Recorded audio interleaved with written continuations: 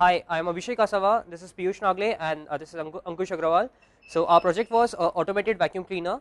So the main aim of this project was to design a bot which could clean a room efficiently without any manual work. That is, people don't have to interact with the bot, it will do its work automatically.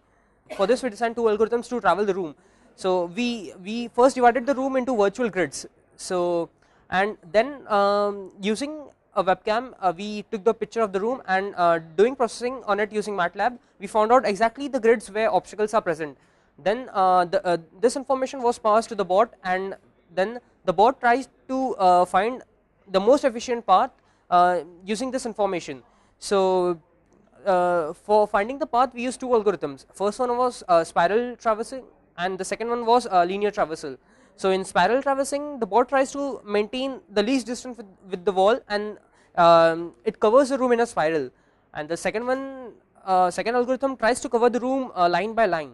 And when we compared the two algorithms, spiral algorithm turned out to be more efficient, as the time it takes a bot to go from one grid to another, when it is compared with the time it takes a bot to turn 180 degree. So the earlier one is shorter. So that is why this spiral one was better, because it took less number of turns than the linear traversal algorithm. Okay, so this is our arena. The white lines are just for the reference. So the arena is divided into 9 grids, 3 by 3. First, the webcam takes the picture, and then MATLAB does the image processing of that picture, and here the red signifies the obstacle. So the MATLAB finds out that there is one obstacle on this grid, so it passes that information to the bot using a Zigbee wireless, and then the bot takes into account the coordinates of the obstacles and tries to find out the best path in the arena.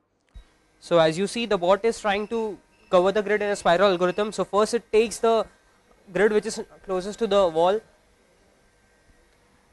and like it is not taking turns exactly 90 degrees, so that is why it is going like it is not traveling the grid exactly. And also it can the torque of both the motors is different, so it can't travel in a straight line, so it takes a curve path. That is why it is not like completely following the grid. So this was our project.